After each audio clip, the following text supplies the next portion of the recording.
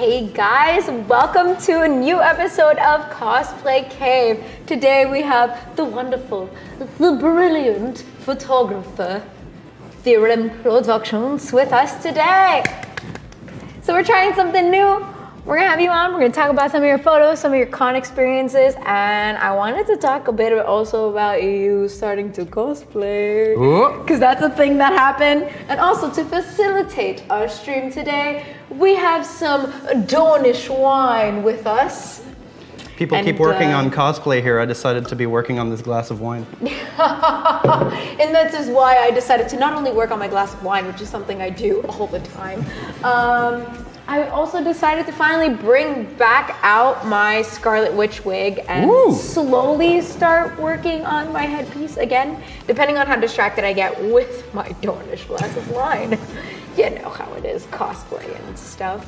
So what are you making right now? Talking about you going from photography to jumping to cosplay. Well, I do commission most of my cosplays. I have been working on a lot on props. Right now I have commissioned with the lovely, who has also been a guest here, the lovely Émilie Gauvin Creations is making me a Roxas cosplay from Kingdom Hearts. Wait. Okay, because I'm so sorry, Hortense. I got a little excited there. Why? Because we're all big Kingdom Hearts fans. Wait, so you're gonna be Roxas? Why Roxas? So actually, Roxas was my first cosplay 11 or so years ago. Do we have pictures of that? Oh boy, I don't think so. You could have sent those pictures. Why didn't you? I totally forgot, actually.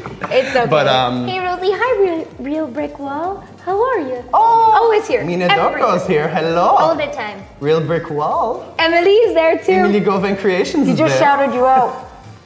So yes, so she's gonna be making the commission for your Roxas. Yes, and the wig was made by Axel Cosplay. Oh, Axel, yes, who I've been trying to get on the show. Axel, if you're watching this is a shout out. We are looking for you. You did this. We talk all the time though, like in all honesty. He'll be on at some point. Just stay tuned to the Cosplay Cave. But they're both like really good cosplayers. We had Emily on the show before too, so like, I don't know, she's got some skill. She's got a lot of skill. Yeah. That's why I asked her. You're like, please. And like, I feel like sometimes I do this to myself too. I always like build my own cosplays, and even if they turn out looking like kind of just okay, I'm like proud of them. But at the same time, now I have a job. I can totally just commission someone to make me something amazing. It's like I'm always so busy. Like I would love one day to actually make one because I mean, I want to make my own costume. It's just. You know what? I'm like, might as well help out another artist and at the same time look great while wearing their stuff. So that's what that's what I did. Like I made when I did Link. That was also. I mean, I've worn many versions of Link that were made by both Bandit Spurs, who I'm pretty sure everybody here knows by now, and Annie Chi Designs as well, who made my Gerudo Link. Yes. And, is that the one you wore to YetiCon? Yeah. Okay, yeah. That was fun. I think that YetiCon was like the first time you like cosplayed. You were like, you know what? And we'll talk about that too, because part of being a cosplay photographer is making sure that you're booking, from what I know from you and my other friends who are cosplay photographers, making sure you're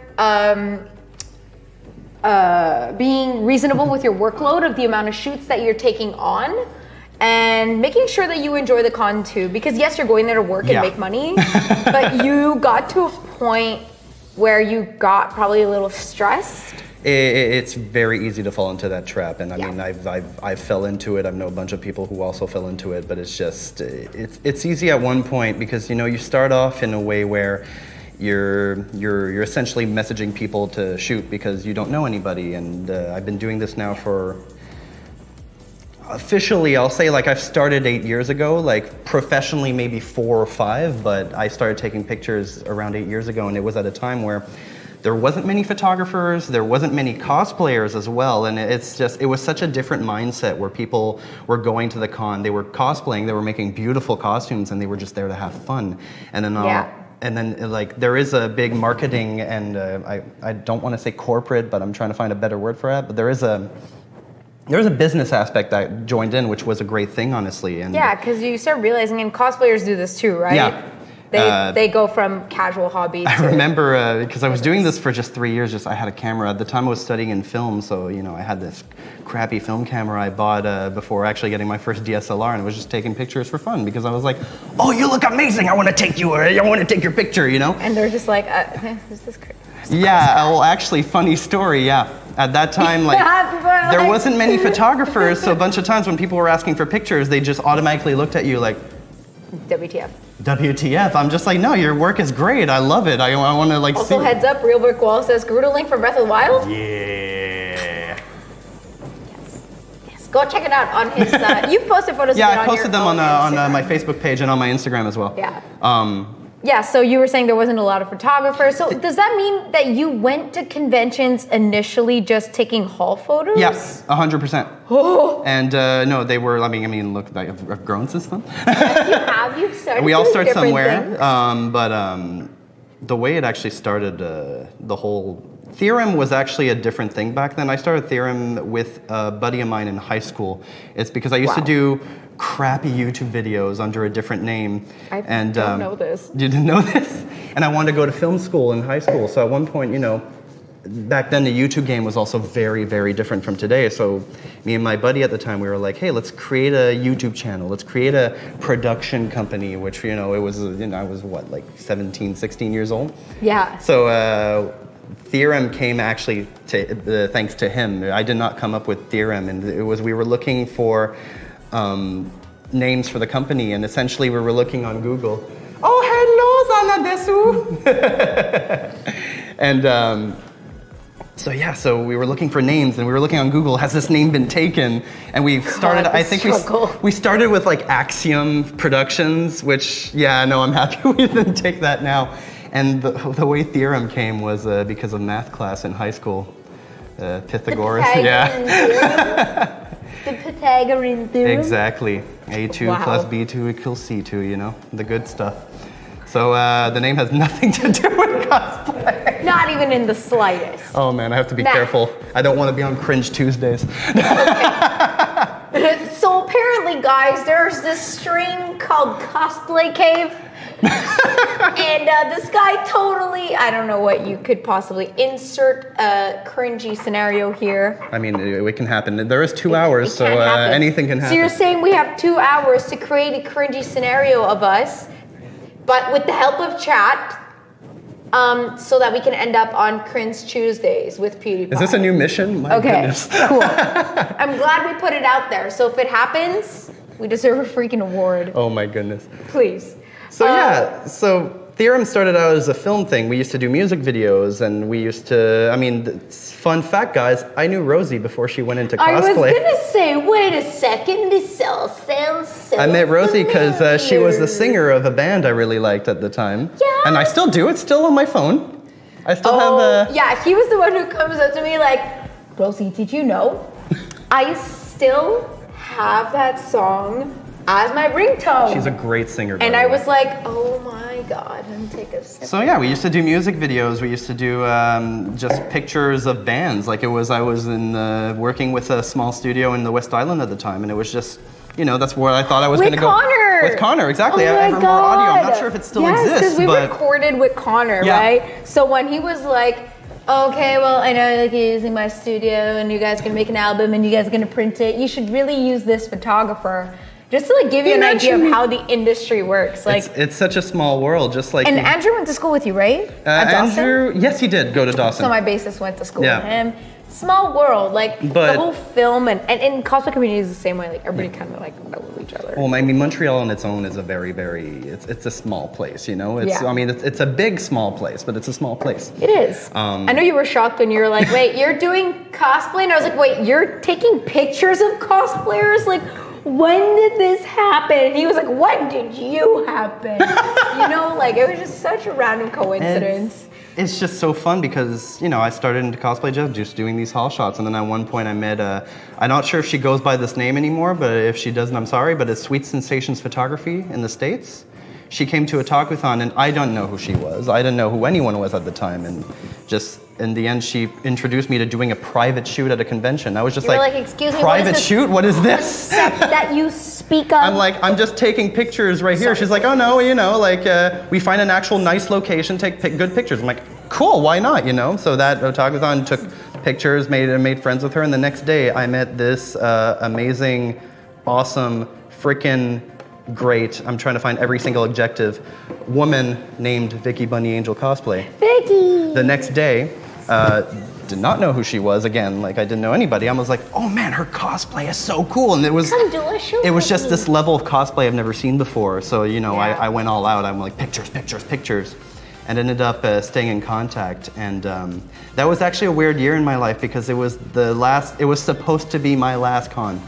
Because but why was it going to be your last con? Conventions started, my sister introduced me to conventions. Okay. And it used to be our thing. We used to cosplay together. We used to just go. And that year she moved to Japan.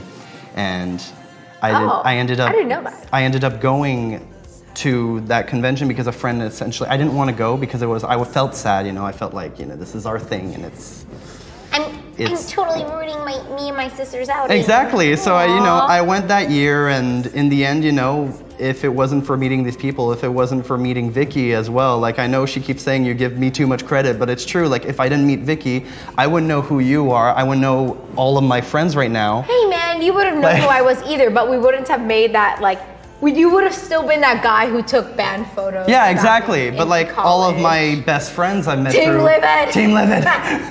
Oh my God, I have. Why is Team Livid in chat right now? It is. No one is playing CS:GO. Oh man. That Exactly. career ended really quickly and too. it just ended up that, you know, I realized this Vicki Bunny Angel person at the time had a following. I'm like, whoa, she has a page? What?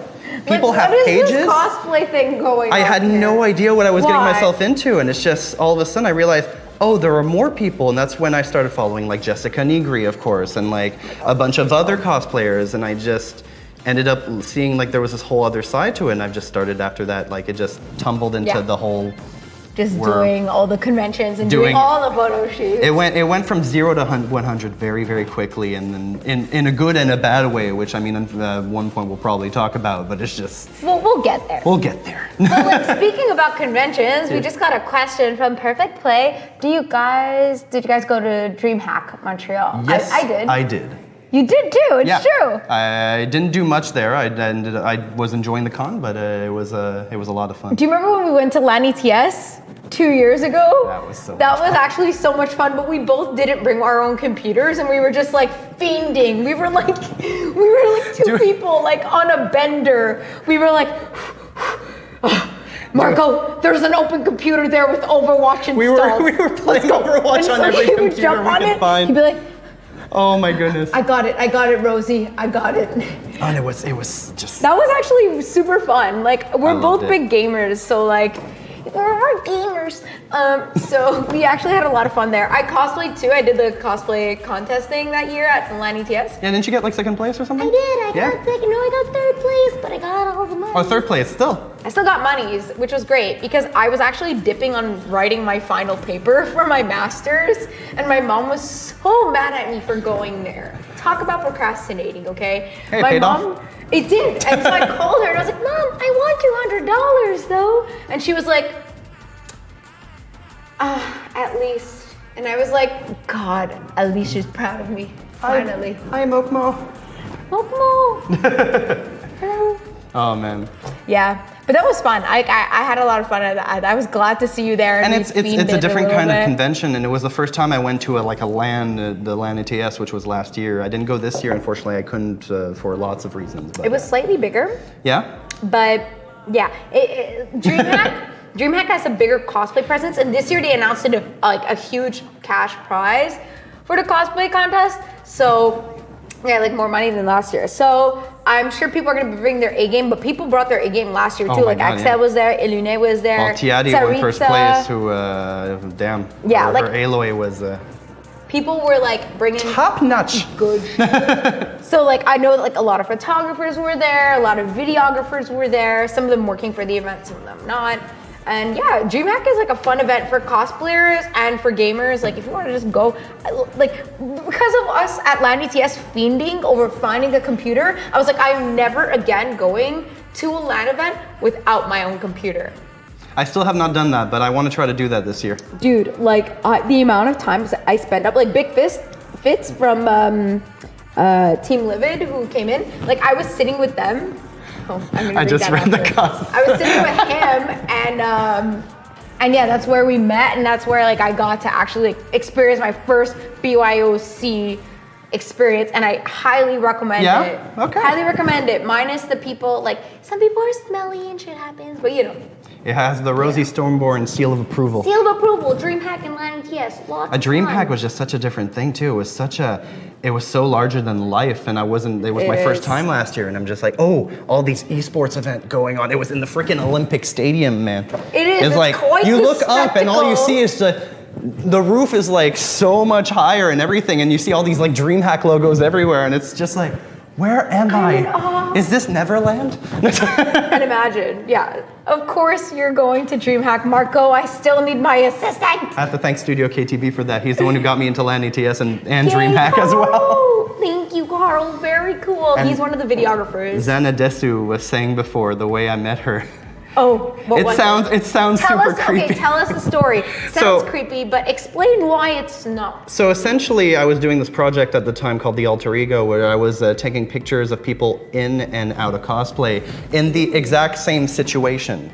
So I started with my friend Ash, who this was our test shot. So like it was literally in my old apartment, and it was just her looking up sitting like on my bed, and then her in full cosplay, same thing, sitting looking up, the exact same pose. So it was the exact same picture. The only thing that changed was the person was normal, and then the person was in cosplay. And normal is such a word of, but you know what I mean. Yeah. We're all weird here, and that's good. Weird is great. So I was looking for more models, and at the time I didn't know anybody, so I messaged Vicki. I just read Nita Rox's comment. The roof is so high and so expensive. That's a lot of taxpayer money. It's literally half of our taxes. But yeah, so I was looking for people. So not only did I ask Vicki if she knew a bunch of people in Montreal to help me out, but then I also just shooted out a Facebook message, and I was looking for people with a lot of contrast between them and their costumes. So, you know, and Emmy from AOK Cosplay, who has also been a guest on this show, messaged me being like, this is my red Sif cosplay. Is this enough contrast for you? And like she's full on body paint, the Leiku like tentacles on her head. I'm like, yeah, no, that's good enough. So she invited me to her place, had no idea who I was, and essentially invited the stranger to take pictures of them at their place. Hey man, trust is everything. And now we're best friends, so. That's what you gotta do it though. Like, on that note, like I know that some of the people who are in chat, and I don't know if any of you have had this experience, but for me, especially now after being in the cosplay community for so long, I've learned to know when and when not to take photos with certain people. Of course. And like trust certain photographers and when not to. Because you go to an event like Montreal Comic Con, and it's like there's a lot of strange guys there. You know, like just, you know, GWCs, guys with cameras, like just everywhere, right? And it's like, they'll all ask you for a photo, especially if you're a woman. They will almost always ask you for a photo. And how would you say how do you approach people when you want to take a photo with them? Or now that you do private shoots, I guess that doesn't really apply to you, but maybe when you would do haul shots. Well, I can tell you before and I can tell you now, actually. Okay. I'll start with now. Let's be honest, I've been doing this for a while now. I do have a reputation, therefore it's easy. Yeah. Like I message a person, one message, it's literally a, hi, this is who I am, this is my work, I'd love to shoot with you, would you like to? Mm-hmm. I let them do the next step. I never send them another message, I don't push it. If it's a no, and oh well, you know. And if they don't answer you, and I've heard this from like Jessica, from like a lot of people I know who are just bigger cosplayers who just don't have the time to respond to certain people, is if they don't answer you, it's not because they're being B-words, or because they're trying to avoid you because of some like, you know, snarky, I'm too good to shoot with you. It is maybe 2% of the time that. And it has happened, of course, but it's mostly a fact that one, they have a lot of message flows, as you say, so they can't read every single message. And you know, someone, for example, like Jessica, who has like, I think over 5 million follows on her page, imagine that amount of messages in one day. Like, you can't read through it. I'm pretty sure she might have somebody that goes through some of them, but I know Ryan goes through some of them for her, but it just goes to say, like, patience is a virtue. Of course. And it's professionalism at the end of the day. The thing is that no one owes you anything. As a photographer, like, it's a, would you like to shoot with me? Said. If it's a no, it's a no. It doesn't mean you can't ask again in a couple of cons. Don't go right away when you see them, oh my God, can we shoot together? Can we shoot together, please? You know, that's creepy. I've seen photographers, like, put themselves in that awkward situation of, like, then going up to the cosplayer. And like, there's a way, for sure, your mannerism and the way you talk to a cosplayer is also will make your experience and make or break whether or not that person's going to shoot with you in the future. Like, yeah, of course. I've had photographers go up and be like, "Hey, I messaged you. Like, you didn't respond to me." Like, and you're like, and they're like annoyed. They're seemingly annoyed, or they're like, "Oh, I thought you didn't like me anymore," or "I thought that there was an issue there," and you're like, "No, there is no issue." Like, I'm mostly, when I meet people, like, I try to, like, I'm very, like, bubbly and positive. Yes. So if I don't reply, it's never because I'm avoiding you or anything like that. Like, if I am actually, if we are not in a good position, you will know.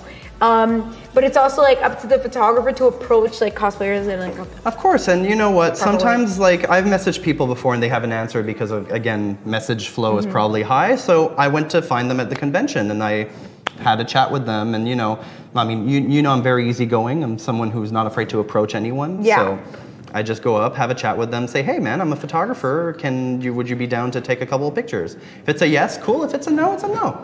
They don't owe you anything. They're people as well, and that's the biggest thing. And their time is valuable. But not just that. It's remembering that, you know, cosplayers are people, and that's. I feel like there's a lot of people who forget that sometimes. And it's very important to remind you. Just like we're also people. We're not machines to take pictures of everything. You know, it's just reminding that we're all human. We all have our own emotions. We all have our own. If you're seeing someone on a Sunday at 4 p.m. of a convention, they just went through 3 days of probably hell. And, you know, if they say no, there's probably a good reason. They're probably tired. They probably just don't want to. Or their cosplay, because they've been out all day, is maybe not to their standards at that point. So they don't want pictures at that point of the day. It's understanding and being also flexible and knowing when to be like, okay, cool. You know what? Next time I'll ask you again. And if it's a no again, you know, that's it. And our lovely friend Carol at Studio KTB says, "What is your best memory from cosplay photography?" Which one? I mean, I feel like it's gonna sound super cheesy, but meeting my bestie Bandit Spurs. Chelsea, who has hosted the Cosplay Cave and has been a guest once, twice? She hosted once, and I think she was once. Emily was here twice. It's true. Yeah. No, it's funny because I've met pretty much all of my current friends through cosplay. I don't That's so cool. really have many people outside of cosplay now in my friend group. And do you think that's a positive thing or a negative thing? You know, I don't see it as a getting positive. real. Getting real. I just feel like I don't see it as a positive or as a negative. I just feel like, you know, they're my friends for a reason. If they were not in cosplay, I feel like I would still be friends with them, you know? It's just, me and Chelsea just clicked on such an emotional level of friendship, and we're at a point now where we've worked so much together that I don't even need to speak to her when we shoot. We have our visual cues. We're like, let's say I'm taking a picture and I want her chin to move sideways. I just literally go like this, and she does it right away, you know? We've worked so much together to that point, and at the same time, you know, like, we hang out all the time. We're in the same D&D group, and yes. Oh God, D&D, I love D&D. Does it fortify friendships, or does it break it apart? It's on Mondays, right? Well, we don't have Mondays. We have an Exalted stream on Exalted, Mondays. sorry. Exalted on Monday on Beanduck. I'm low-key waiting for some of those friendships to Monday, break 7 apart. p.m. Eastern Time. Exalted, 3rd edition. I'm reading from the screen here. # full party. You're hired. Let's go. No, it's okay. I want to be next to Hortense. We're both next to Leave Hortense alone. I'm sorry. She's not. Okay. Marco, did you get the big zipper for the Roxas costume? Emily asked. I actually have to re-message the person. But big zippers, not. She told me that she can give it to me if I message her back. So I'll message her back actually and let her know. Well done. Well darn. I'm just gonna grab some lip balm because. I see how it is. Dude, my jokes are that dry. Winter's over, but you know. Speaking of winter being over, I'm gonna go over some of the questions I got on my Instagram page as well.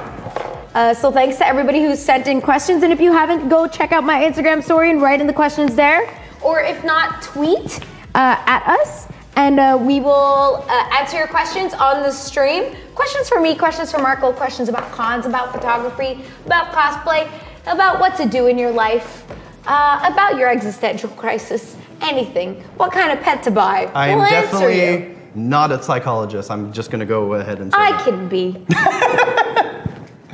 Oh, man.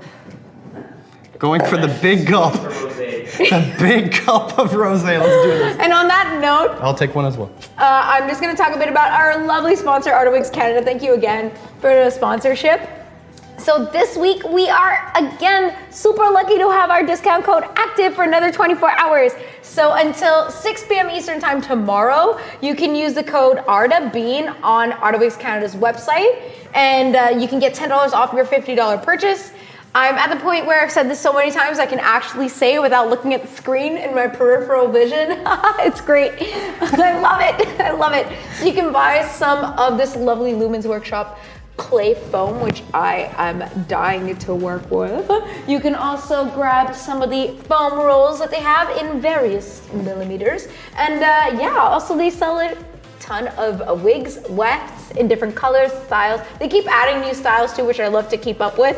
And then it reminds me of all the cosplays I want to do. I'm like, ooh, that would be a perfect wig for this. And I'm like, wait, Rosie, focus, concentrate. Oof. But know that even though con season is coming up and you keep getting inspired by all these different costumes, you can still use our discount code to make that a little cheaper for you. So then you can spend that extra $10 on, you know, not eating lunch at a con. Because, you know, we don't do that. That was very real. That was very real. I was like, what do I do at a convention with $10? Wait, I don't even eat lunch at a convention. I just wait for dinner afterwards and alcohol. So, hello, Rosie. Yeah. It's funny, like, I have my Stormborn flask and my Assassin's Creed flask, and I'll like walk around with those throughout the day, and I'm like, I don't need food, I need water. Everyone needs water. Just going on record, I don't recommend. But I never, I don't recommend doing that. That makes me sound horrible, but I mean, like, I do it to like, because that is like, all my conventions are like a vacation for me. Like, some people go to like Puerto Rico, and some people go to Cuba. I just go to YetiCon and OtakuCon. Because YetiCon is the best. I'm not paid to say that. I will say it though. We're not paid to promote YetiCon is my favorite freaking convention. But they should probably do a little like with us, and you know, we can. If you want to sponsor us, YetiCon. I mean them. I'm here only tonight. Fun fact though about Arda, my link wig is an Arda. It's an Inigo and Ginger Blonde. Ooh. And it was made by the awesome Melinda Chan, who also works for Arda, though the USA version. Oh, we don't talk about the USA we don't talk version. about the USA. Also, the reason why I was really glad to know that Artwigs Canada became a thing was because the shipping is just way more affordable, obviously, and just I like having the prices all genuinely in Canadian dollars. So I like that aspect, and also because I went to school in Waterloo and they were based in Kitchener, so like if I need shit, I would just pick it up. It was great. And they're great people too. Yeah, they are. Like their team itself is like a really good team, and I love their Instagram page. Honestly, their posts are great. They promote really good cosplayers. Like I knew Artwigs Canada from the get-go when I started cosplaying because of like Chelsea and like just all the cosplay. You can do all the cosplayers that I looked up to. I noticed that they were using Artwigs. Yeah. and that they were promoting their stuff, or like if I would see the banner at a convention, it would be like the photo you took of Chelsea. Yeah. Or like I have some pictures on their website, on their stalls, right? and on their websites, and when you order a wig, you might have it. Yeah, it might be there. You will see Chelsea. Who else have you? Emily? I think it's just Chelsea right now. Yeah, it is just Chelsea. Yeah? I signed the contract. It's Chelsea.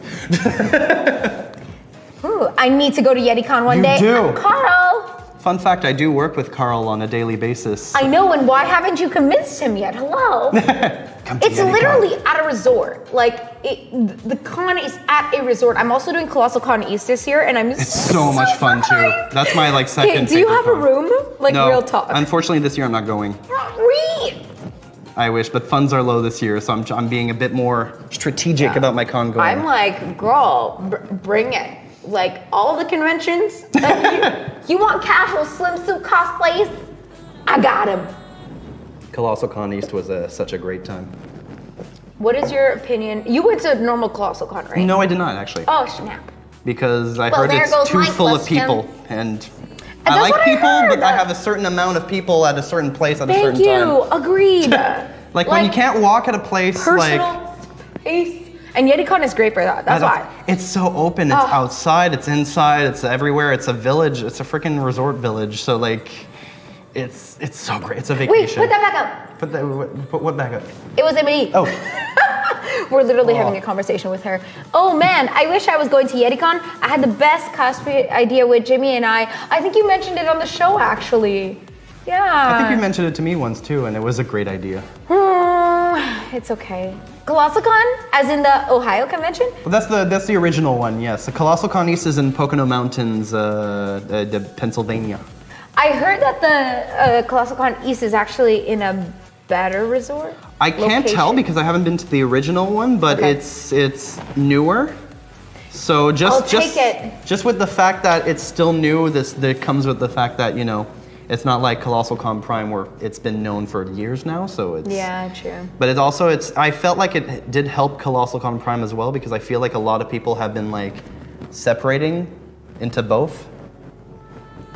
Yeah, because they're trying to like sift the people to go to one or the other so that it's not like, thank you, Rosie. Poca knows. Very cool.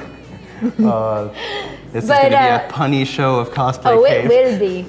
Wait, what did I say when I walked in? Right, because I brought some rosé wine. And I was like, I felt like it was a rosé kind of day. Oh boy. Kind of day. The Dornish. Oh They man. just get to me. There's a reason why the Targaryens only married into the Martell family. I have a question for you, Rosie. Yes. What's your favorite photo shoot you ever done? No, Like- I'm not saying that to like, I mean To in make general. me answer you? No, in general. In general. It could be either the costume you like the most or the one that you had the best experience or where you felt like overall everything was like perfect. Oh, hard questions here on Cosplay Cave. Because, like, to be honest, like, I've done some photo shoots where I was like, I don't even remember that. But not like in a, like, I was Katy Perry drunk kind of way. But, like, in a, like, wow, that was so long ago. Honestly, the most fun I ever had doing, oh man, like, I'm looking through my Instagram page to try to get an answer for you. And you know what? I've shot with so many different people because I moved from Montreal to Ontario. So I've worked with photographers from Toronto. I've worked with photographers from Montreal. And when I was in LA with Luca, when I was working for him, I shot with a photographer who was like licensed from Geek Tac and Geeks Today. And so he was like, hey girl, if you want some shoots, like we'll hang out and I get to show you LA. And I was like, I'm down. And he was like amazing. Like people think that photographers are like, trusting photographers, yes, be careful, especially when people are messaging on Instagram. Like you're a good one, right? You message them and be like, hey, I like your stuff, I would like to shoot. And that's the experience I had with this particular photographer called Robografico from LA. And I knew he did a lot of like lewd shoots, but he was like, I do normal shoots too. Like, it's not the only thing I do. And I was like, you know what? Okay. And he was super nice. I had such a good time in LA with him. we like went to the boardwalk. We shot in like some of Lucas' jackets. Like we did the Diva shoot by the amusement park, and like I got to see things I never saw, and he was super nice. We talked about life, we chilled. It was such a good time. You know, I was like, I'm so glad I met you. He's like one of apparently Jessica Negri's old high school friends. Like, you know the first cosplay she ever did, like the Pikachu cosplay? Oh my goodness. He's like, I was with her at that convention. And I was like, holy crap. Like, that was retro Jessica Negri. That was the whoop. The whoop, yeah. So like, and that's the thing, LA is full of great photographers and good talent. Like that area itself, like, it's just very talent driven. I'd love to explore that. That was a cool outing photographer thing I had. Obviously shooting with you, that was my first shoot, right? So, but I think I made that shoot a little too strict. Like I was super like, I need to be professional, I need to pose. So you were like, Rosie, like I remember you giving me directions. You were like, be angry, Rosie. It's funny because a lot of people feel like when a lot of King people. of Chardonnay. Oh. I love you, Marco. I'll cheers to that. We'll I cheers love to you, that. Jimmy. Yeah, so Marco was trying to give me directions, and I was shooting my Blake from Ruby season 1 outfit, my little shorts, and we were in the parking lot of Anime North. Oh, Anime North. And Anime North. The convention with the most locations possible. So literally, it was like it's a great convention. Yes, we're going back to the parking garage. Location-wise, it's all concrete. If you like concrete, you're gonna love it. Yes. But, and the bushes, you know, like on the there's like a couple of little bushes, and then there's parking lot, and there's a hotel, and then there's parking lot. So yeah, we went to a parking lot. And I remember you were telling me, I was like, oh, well, she does this like jump move, and you were like, you actually like watched some sequences. No, of it's Ruby. actually, so I will give credit 100% to Quincy. He is the encyclopedia of anything geek, and I still don't know how that all fits into his brain. He is also the DM of our D&D session, and it just blows my mind. He's so creative. How this guy, like the creativity that comes out of this guy, and I have to say, like a lot of my shots like the ideas come from him, to be totally honest. And having an assistant really helps because of that, right? You're busy shooting, trying to make the lighting look good and all this, and then you're like, what pose? Like, yes, you know, whipping out the phone and looking up pose of the character is essential, but imagine having someone who's literally like, remember that scene on the train when Blake is fighting all those people? In like episode 4, season 17, like he knows exactly where it was. Dude. I'm like, great. How? Great. So like I remember just like having to get the direction of doing an angry face, right? Yeah. You were like, Rosie, like get angry, like I think I was actually trying to make you angry at one point. I was like, genuine expression, come on. And I had to, I'm making sure I'm not gonna hit the bottle, but okay. So this is me. And he was like, okay, Rosie, you're angry. And I was gonna do like a jump, squat, like angry pose. And I couldn't get my face to do the like schmize, like the, you know? So, and you were trying to explain it to me. It's funny because a lot of people when like show us your schmize in that one. Your schmize? What? Your schmize. Collateral damage for the. That's our group name. You know how a Critical Role has the Mighty Nine. We are Collateral Damage. Like that's a great name. Because in our campaign we screwed some stuff up a lot. Oh God. There's a lot of villages that don't exist anymore because of us. But yeah, you were really good at giving me directions though to like get me to like get into it, because I never really, like, apart from my band photos that I took, like I ain't no model, like I don't know what I'm doing, but I can put myself in a character's mindset because I'm a very emotive person and I'm super empathetic, so like I can put myself into that mindset and be like, okay, yeah, what was Blake going through, and then like try to get into it and It's funny because a lot of people, I have an acting background. It's actually where I met Julian and Ben, who is not there anymore. But we all went to the same acting school, which is hilarious. And for 1 year, I actually was an acting instructor over there. And so I had, direction was my job. I had to direct some people, and it was from 8-year-olds to 13-year-olds. So imagine giving directions to professional acting directions to kids. It's hard. Yeah. They want to play, they want to do anything else but what I tell them. So you know, kids, it's rally up. learning how to give directions. And that 1 year of teaching acting, it's not the right way of saying it, but I'm French, and that's my excuse. But it's just, you know, that gave me this this thing about directing. I don't direct people as models. I direct them as actors. I'd rather that because cosplay. Because you're playing a character. Yeah, you're not a model. Yes, I do give some modeling directions. I did also go to school for, well, at least I'm counting the cinema as well, 6 years with the cinema as well. But it's just, I learned how to direct models, but I feel it easily to tell people more to go for a specific emotion than to turn their head slightly sideways and to do a pose. Because I feel like it's easy to say someone pose this way where, let's say you're doing a very sad scene and having the person actually cry is so much more like impactful than just having them look sad.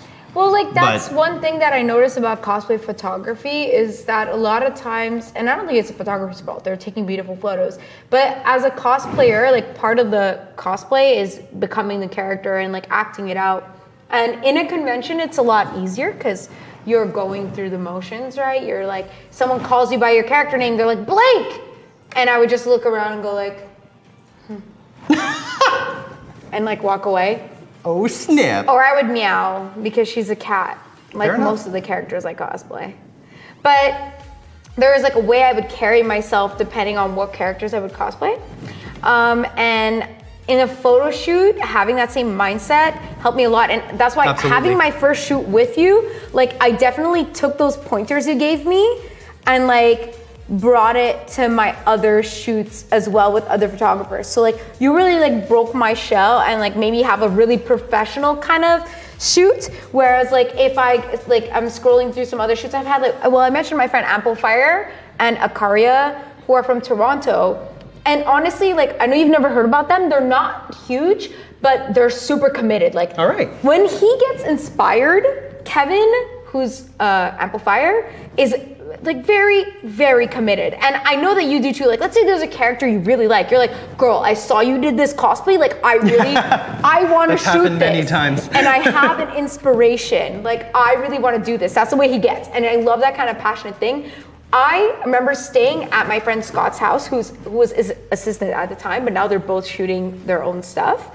And he's more of a videographer, whereas Scott is more of a photographer. He took like all these photos, like my Natsuki. Oh, nice. At YetiCon, we just like woke up at 7 a.m. one morning and he's like, Rosie, you want to shoot? I was like, yeah. And that's what we did. They're just like inspired people. And Kevin was like, Rosie, you live in Toronto now. I want to shoot with you. We're gonna go by the lake at 5 in the morning at sunrise, and we're gonna shoot this in your Blake cosplay. And I was like, oh man. Okay. That's when you know you're passionate. Yeah, like that. Like you'll meet him at YetiCon. Like he comes off as a bit of like a character, but then you're like.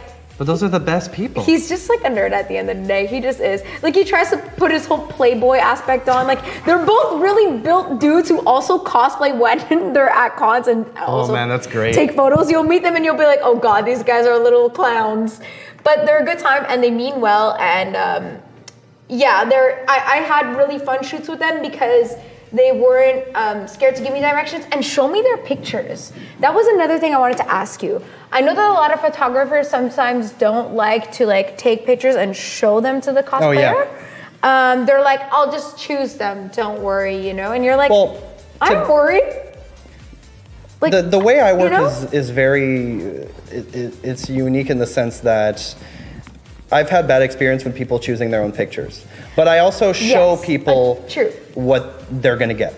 Because like, for example, at the shoot, I would show you every time like I had a pose idea and I would show you that this is what I'm going for. You did it well in this case. This time it was my fault. I either didn't crop it properly or everything. This is what I'm looking for. Like, let's do it that way kind of thing. Okay. And before editing a picture, I always show people, this is what I chose. Are you okay with this? Yeah, if you're not okay with this, we'll go through, we'll take that specific one you're not okay with, or that two. I do 3 pictures usually.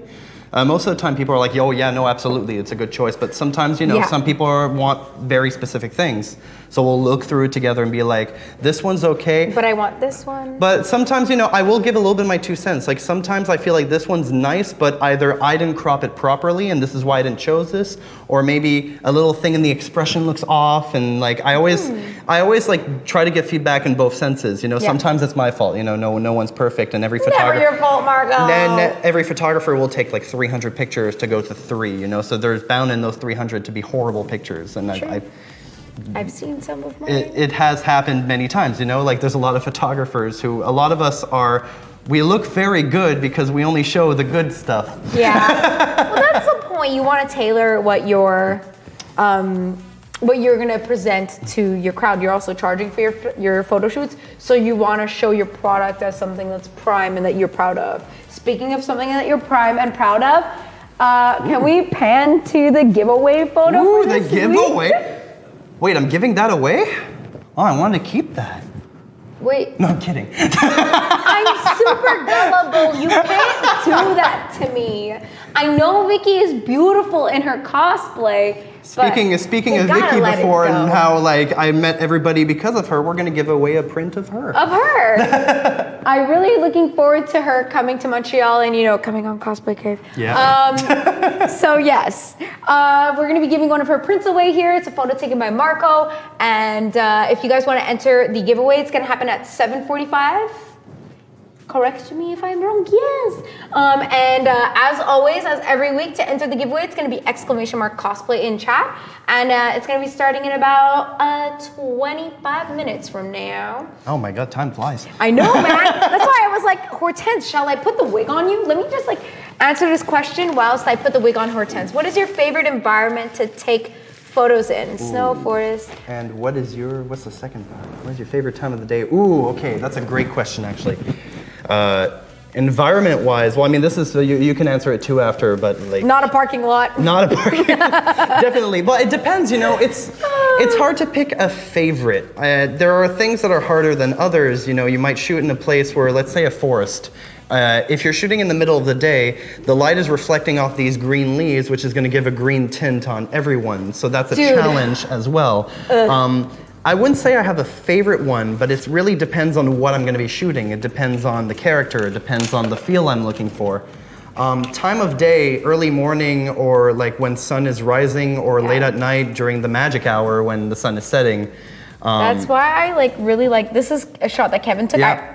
I put a little filter on it afterwards, but it's just this light gives you this nice, beautiful, not only diffuse, but like orange in color, and just gives it brings out so much life in most shots. Now again, it really depends on what you're going to be taking pictures of, because if you're shooting at a sunset and you're supposed to be in a blizzard, it's not going to make sense, Or let's say, you're cosplaying a certain character who's never in that environment. Exactly. It doesn't make sense. And I really like that you brought up the actor thing, because that goes with it too, right? Like, you want to make sure that the character is depicted not only acting the way they would, to accurately show them and display them, but also to have the environment and finding the environment sometimes can be a challenge on its own, because you're doing cosplay, you're doing full-on fantasy, which can have anything. You can be in space, and as much as I would love to have the budget, I cannot go to space and do cosplay photography. But if that ever happens, I would sign up for that 100%. Like that, I would love to do that. But so in that case, it's how do you go through that challenge? In my case, it's composites. It's creating the background through many different pictures, many different files, or my own pictures, and mixing them in with a lot of different things to create its own environment in post-production, of course.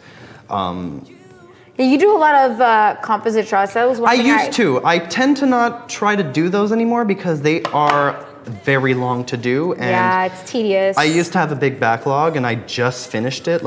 It took a while, and it's easy to fall into that trap of just doing a lot of photo shoots, and because you just want to do so many photo shoots, but then you get to the editing part and be like, oh yeah, I need to spend at least 10 to 30 hours per cosplay shoot, because depending on what you're doing, and if you're doing composites, it could go up to 50 depending on what I'm doing. That being said, do you want to talk a bit about how you decided to start cutting your workload, and how you decided to start managing your time better as a cosplay photographer? Yeah, sure. So essentially, the way I'm working right now is this year I'm doing it I'm taking it a little bit slowly this year. I'm doing a lot more of my own personal projects. I'm being a bit more selective, and not to exclude some people. It's just at one point, you produce so much, and as an artist, you want to start doing the things you want to shoot, the things you're a lot more passionate about. So maybe the characters I would know more, or trying to work with people I've never worked before that I've always been interested in working in. I have a couple of little side projects I'm also planning on doing. I'm like going to spray it. I'm going to spray him in the face, and then I'm also like, well, I mean, not spraying, but I was doing it in my face like a la Anakin. So. No, so it's essentially this year I'm gonna take a me year. I'm gonna work on projects. I'm more. I will do a little bit of it. Is it? Oof. No, finally. No. It's glue though, so that happens. That has happened to mine actually. They got to be, because at one point, you know, you spray it so much and it is like glue. But yeah, no, essentially I'm gonna be doing a lot more, I don't wanna say artsy because it is artsy what I'm doing in cosplay, but in a more fashion sense would be the best way to say it. So what kind of feel are you going for? I'm going a lot more for, I have a couple of projects where I'm gonna go a lot more for, like, you know, what's the word I'm looking for? Des contes de fées. Fairy tales, thank you. Stuff. Fairy tales, yes. And a lot more into the fantasy realm, maybe going into a little bit of the Dungeons and Dragons side of things, maybe going a little bit more into the... Okay, listen, fam. So you have a project to propose, I'm guessing. Well, the thing is, I work at a gaming company and you make do? a video game with, you know, Dungeons and Dragons. And, that sounds pretty cool. And it's called Warriors Water Deep. Ooh. So not to plug my game or anything, but I'm plugging my game. But yeah, so there's some characters designs from the game that I'm going to show you, and maybe we'll shoot. Well, show it to me, and then we can definitely talk about it. Because like I also started to realize, you know, with Game of Thrones re-airing and everything, and fantasy, like just coming back into my veins, I was like, I want to definitely that was my dream cosplay was always to do a full accurate like R1.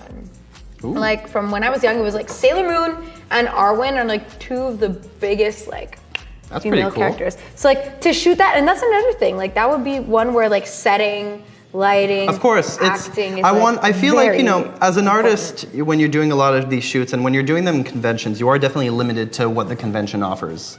True.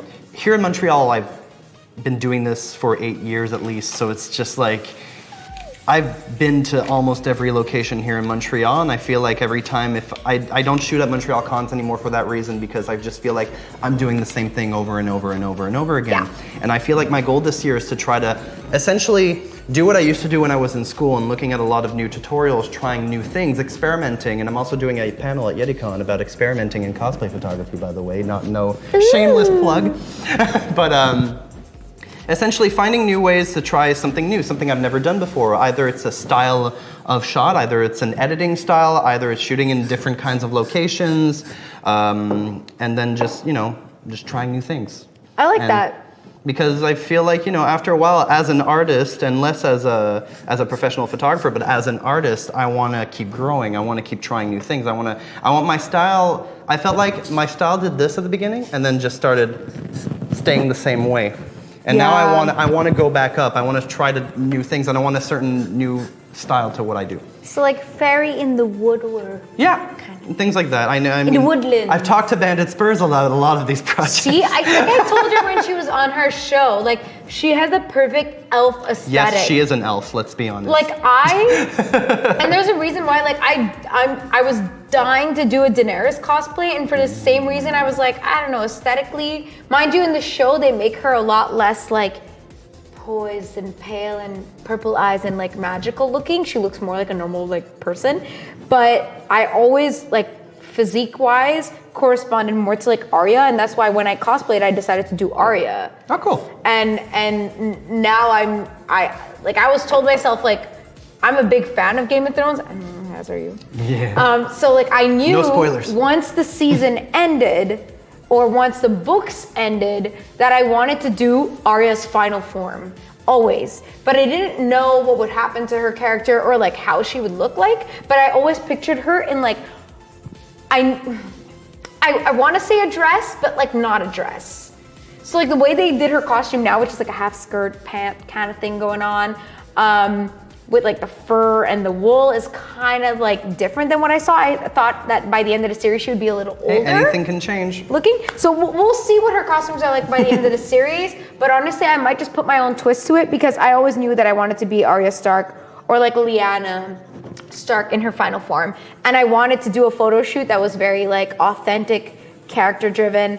And most of the time when you do that kind of thing, when you have that kind of outlook as a cosplayer to make a character like really the way you want them to be, you want your cosplay to live on in a photo the way you really like pictured the character, the reason why you cosplay them. And I think that's the magic of cosplay photography is that I get to produce these pictures. You're literally immortalizing the character for me. And it's important, you know, you put in so many hours into making these costumes. You put in blood, sweat, and tears into these costumes. Really?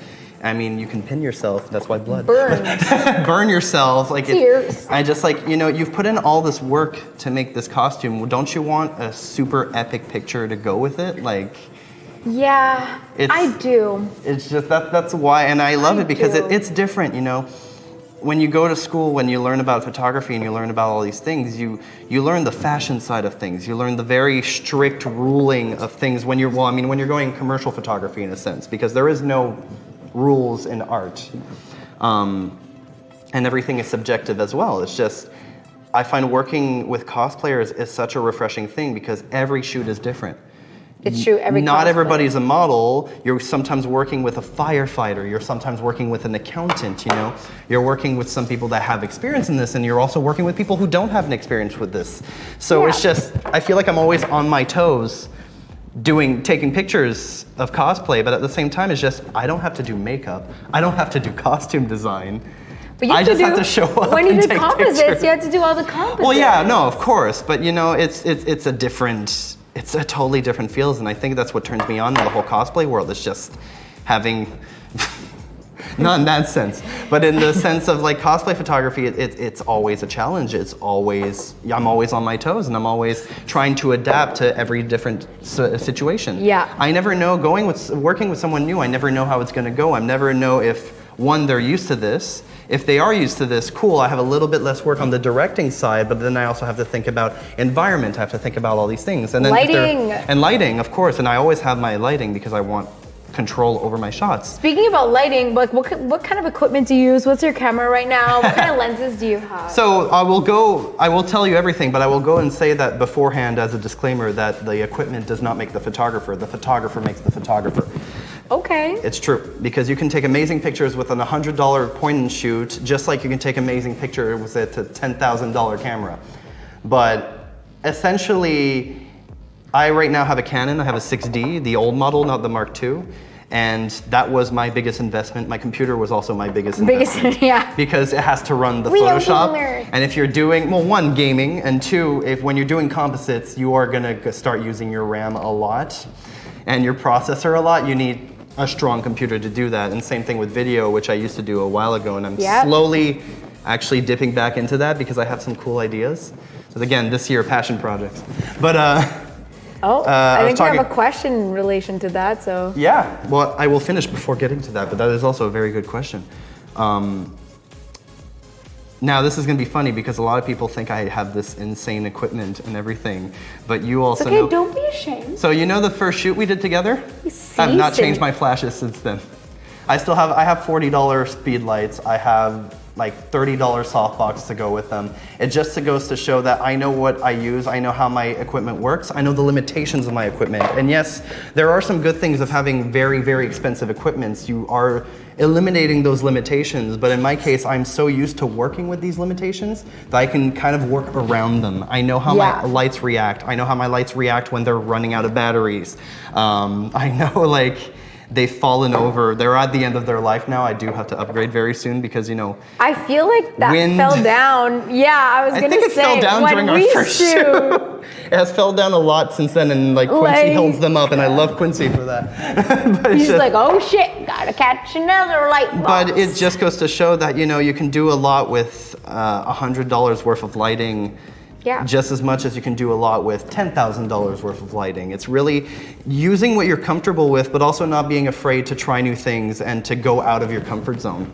Yeah. So God. that's why gear doesn't really matter in a sense. Like I won't say that 100%, but definitely a $3,000 camera will perform better than a $200 camera. But then again, you need to know how to use that $3,000 camera. Because if you're just buying it thinking you're gonna get good quality, if you don't know how to go into the manual settings and really tune in what you want in your picture, you're not gonna use that camera to its full potential. Yeah.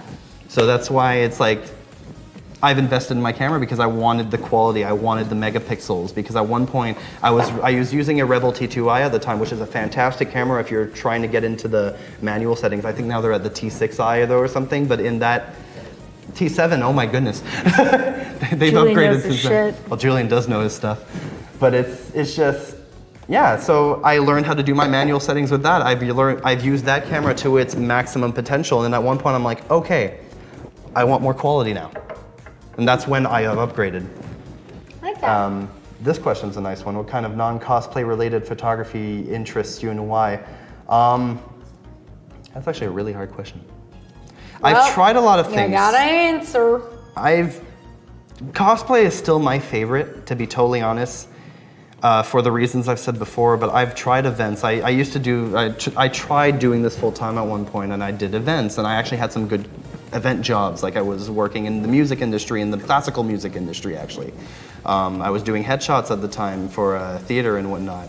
I think I did headshots for Julian once actually, a while ago, and it's just one of these things that, you know, they're fun, they pay, they're good money, but it's just at one point, like, those were the things I was doing for money.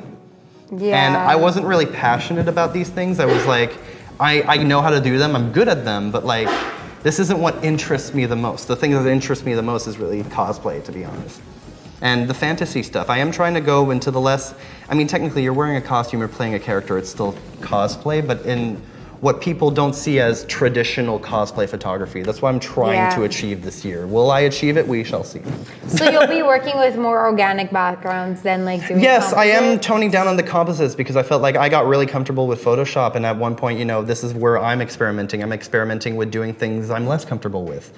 Shooting on location is something I do, but it's something I haven't done many times lately because I've been doing composites. I've been doing a lot of con shoots, so now I'm gonna, you know, take more time, sit down with the model, and be, okay, this is what we both want. How can we make that? We make that happen? Can we get a little bit of a budget to get it to the next level? You know, finding the right location, maybe getting a makeup artist, maybe going into the prosthetic makeup and whatnot. You know, trying some of these things I've never tried before. I've never worked with actually, that's a lie. I did work with prosthetics, but it wasn't me. It was a Cowboy Crunchies cosplay. She did a Princess Ruto from The Legend of Zelda, and that was a fun shoot. But I want to try something maybe where I come up with the idea essentially. I want to work that part of the brain, which I feel like that part of the brain, the fact that, you know, I was lucky that everything is in front of me. I have the pre-made characters. They have their own worlds. They have everything thought out for them. All I have to do is do my research and emulate that in a sense. Now I want to kind of go into my own creative mind and try these new things. Like a photographer, like you're like a real photographer. Here's a mood board. This is my model. Like set up shoots. These are kind of poses I was thinking about. Now, okay, let's see how it goes. Yeah, exactly. Yeah. So yeah, that's essentially what's going on in my life, you know. Oh, Carl has a good. He has a good question. Good, Carl. Carl. Oh, Carl. If someone starts from scratch, what do you recommend for the camera? Ooh. I'm gonna be a cosplay photographer. Whatever camera you know how to use. That's it. Yeah, but what if I've never used a camera before except for the one on my phone? Well, then use your phone. Excuse me. Because you know what? You can take amazing pictures with your phone. Those cameras So now. what kind of lighting would you suggest? Because lighting is the second best when you do decide to do photo shoots with your phone. I could do lessons for 14,000 streams about photography and about all the different aspects, but I would say start with natural light. Start with what's around you. There is a challenge with natural light that you have the lighting that's in front of you. You can't control it. You can control in the sense that you can get maybe a small reflector and move it towards where you want to be, and that's what I mostly do when I do natural light photography. I tend to go into more of the shadow areas, and I take the sunlight and I bring it into those shadow areas just to bring light to the person, essentially emulating what a flash would do. But if you're alone, like what kind of a reflector would you get? Because like there's a bunch of them that you can put on stands, but to be honest, just a small, like, actually, to be totally fair, this is a perfect example. Oh, sorry. We're good. Sorry, didn't think about that. Essentially like a board, a white Bristol board that this I think is not a reflective like mirror. 50 cents at Dollarama, and this will reflect enough light for you to just make sure that there's not any weird shadows or anything. Just starting with this kind of equipment is already enough to get you into the good stuff. And no, it's just essentially knowing what you need to start getting comfortable in a sense. So you need to start somewhere. So getting a camera, and it could be a point and shoot, it can be your phone. If you want to invest in one, go ahead, but also know that the more learning curve you're adding, the longer it's going to take for you to get to the level you're doing. True. But the one thing I will 100% recommend, tutorials. YouTube is the best teacher. Personally, so true. And this is not a sponsor, I've used it personally, this YouTube channel called Flern, it's PH Learn. They have tutorials on everything from the most basic to the most advanced, and it's all free. And that's how I learned a lot. Learn. Yeah, that's how I learned a lot because, school has taught me some things. Because it's fun learning. It's Photoshop learning, but it's also fun, but the PH kind of fun. Hey, man. I just told you. Okay. But essentially, you want to learn how to do something, someone has done it and someone can teach you how to do it, and Google and YouTube are your best friends in that sense. Other websites with videos as well. There are some paid ones that are good too. I can't think of them right away, but you can get as good as an education from school just as you can get as good as an education from the internet. And a lot of things school has taught me. So school was good for the professional aspect of things, of how to act during a photo shoot, how to contact people. The whole business side of things definitely helped me for that. It also helped me on how to get, like, why did I do something that my teacher said was wrong? They will explain me why it was wrong. But then again, does it mean I have to 100% follow it? No. Rebel. Now, unless you're doing full-on fashion shoots and you're doing, there are certain guidelines to this, but it's like how to add fire to a shot. School did not teach me how to do that. I went on YouTube and I looked for tutorials. I looked at a bunch of different ones being like, oh, this looks a bit too complicated for me right now. Oh, this looks kind of easy. Let's try as well watching the video, And it's just having fun. That's the whole point of this thing. Like, have fun, go out. If you're passionate about something, just go ahead and learn how to do it, man. Like, we're so lucky that we're in a time where we have all these resources at our fingertips that use them. So you're saying instead of buying a ring light, I should just use Bristol board? I mean, depends on also, again, it depends on what you're doing. If you're gonna stream, then having proper lighting would be a good thing. Probably a good thing, yeah. If you're just gonna take quick pictures outside, just a small reflector that you can get from like 10 to 50 bucks now, or Bristol board will do the trick. Like, you don't need 100% expensive equipment now, unless you're doing very specific things again. There's always asterisks to everything I say because everyone works differently. Everyone works with different techniques. There's a million different ways of doing the exact same thing in photography, and it's just learning what you're comfortable with and what you want to do. Cool. Yeah. I will take your advice. I rambled a lot there. That was great. It's okay. It was like really good information. That being said, you get more comfortable over the years with Photoshop, completely editing a background. But what do you prefer, shooting in a studio or shooting outside? This is also a really good question, and again, I feel like Hawaii, thank you for that question.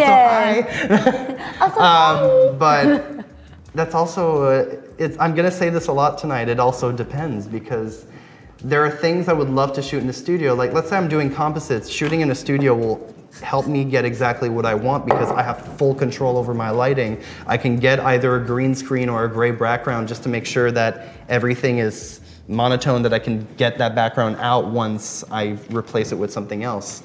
Whereas sometimes, if I can get the actual location, I would personally rather go there and shoot on the actual location because it's a magical feeling, I feel like, going to a location. Oh yeah, I would much rather do that. And that's why I stopped also shooting at conventions is because I didn't necessarily, like I started to change my outlook on the way I wanted to cosplay, and therefore changing the way I did my photo shoots.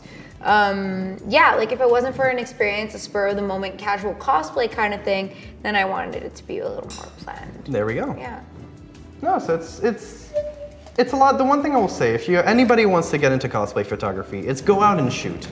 That's really the best way you're going to learn anything is trying it out. Because even the tutorials, you know, they're going to show you how to do it. Unless you actually try it, you're not going to understand it, and that's the best way to do it. Yes, following along, but also, you know, not being afraid to try new things, not being afraid to being like, hey, I always shoot wide angle. How about getting a little closer with my lens, you know, or like trying portraiture if you're only doing wide shots, or going to a location. Now, I do not advocate doing anything illegal. If you are going to a location, always make sure you have perfect permission, and always make sure that, you know, you're allowed to be there. Speaking about that, did you ever get served? No, because I'm very, very careful. I mean, I know that shooting at conventions has issues with that. There is, but they kind of understand. Now, again, it's not everybody, but they kind of understand that, okay, there's an event going on, they don't know, they will warn you. Now, if they do warn you, don't go again. Like, don't test your luck unless you can cover the cost, but even then, don't do that. How much is a ticket? It depends. Yeah. Like, I know shooting in the old Port of Montreal is extremely expensive. Yep. It's extreme. I can't tell you the exact price of the ticket, but it's that's why I don't shoot there anymore. Well, like I know that near the church. Notre Dame Basilica, like there was a lot of issues there some years. Well, it's because you're stopping. Near there. It's understandable. You're shooting there. You're stopping traffic. And you're also shooting there, and there's like tourists and Exactly. stuff. You're stopping traffic. I had a friend shoot there once, and she had giant armor and wings, and a literal tour bus stopped so that people can go out and take pictures with her. Oh my God, who was it? Chelsea? No, Ash. With Ash. With her Uriel, it's beautiful, it's insane, it's big, but like at one point, you know, there's a downside to having that big of a cosplay in such a more big populated area, as everybody wants a picture with you. Yeah. And she was trying to do this private shoot, and like that was something. It's also like your time, her time. Like you guys have, you know, you're on a timeline, guys. You are, of course. Oh, it's that time, guys. It's 7:45. It's time for the print giveaway. The giveaway Of Vicky's cosplay. Woohoo! And Marco's photo, more I'm Mickey Mouse all of a sudden. So exclamation cosplay in the chat, and it will be mailed to you. So come on, guys, get chatting. Exclamation cosplay in the chat. I don't know what I'm doing, but I'm rolling with it.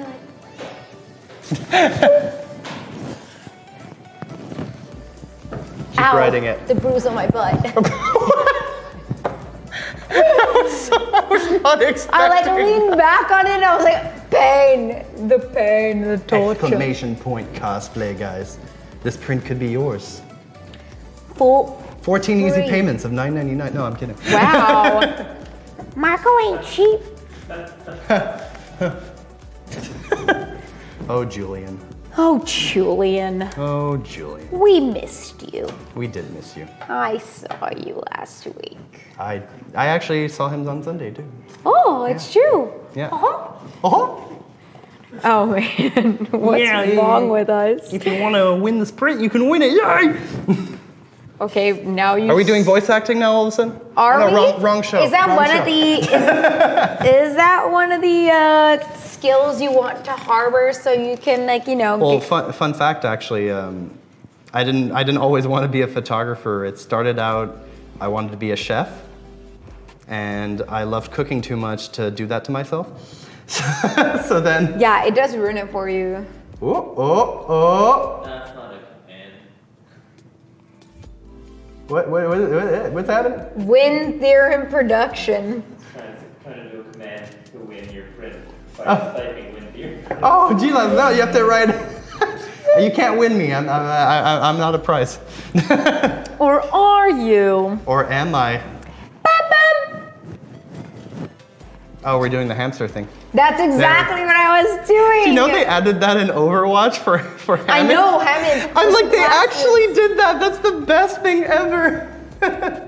Oh, man. Oh, so man. good. Are all the comments coming in? There's a lot of comments. If not, just put an F in the chat. Yeah, Pretty much the same. Always pay respects. Oh man. I love When how you that's ask for becoming meme. questions and people send you facts. Uh, And you're like, that's not a question. I know that. But I did get a question. ooh. It says, how did you become a fan of Game of Thrones? Marco. By watching it. Well, Marco. No, actually, again, it's anticlimactic. so I've heard of it before when I was at season 1. I think I started when they were at season 3, if I'm not mistaken. Oh, snap. And Late bloomer. everybody I know was talking about it. And And you're I'm just like, like, "Hey." and just at the time it looked so monotone and all the like dialogue and everything, and I'm like, I need action. And then my sister got me into it. She's like, let's watch it together. At the time she was still here, and then, she's still in Canada. She's in Japan now. And that could have sounded way different, but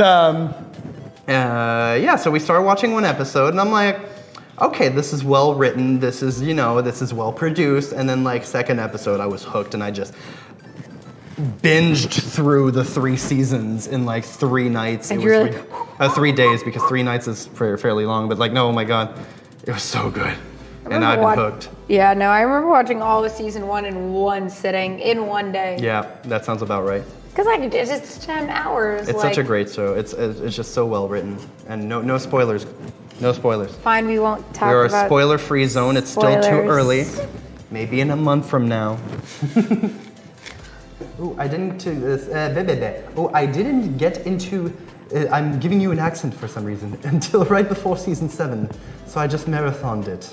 Yeah, that sounds about right. You totally can.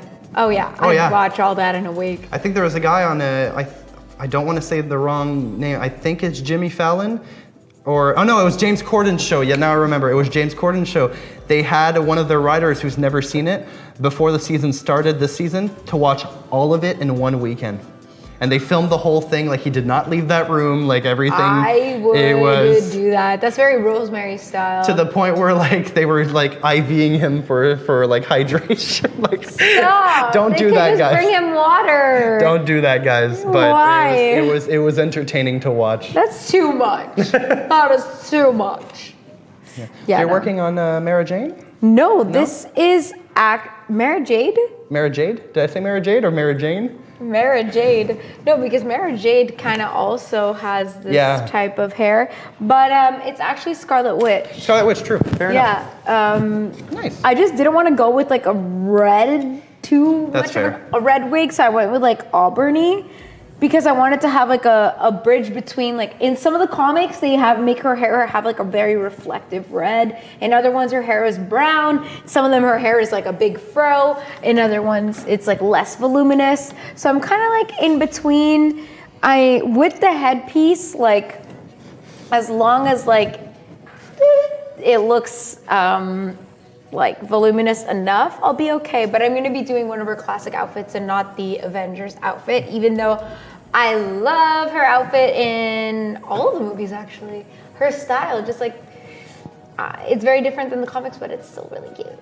Mara Jade, haven't heard that name in a few years. Shame they wrote her out of the new canon. Yeah. I know! Tell me about it. I really thought that in the new Star Wars they would bring Mara Jade in, and I was so disappointed when they didn't. I was like, wait, maybe she'll be in the second one, and everyone's like, Rosie, just throw those hopes out. Do you want to get real for a second, since the wig is in front of me and I can talk about it?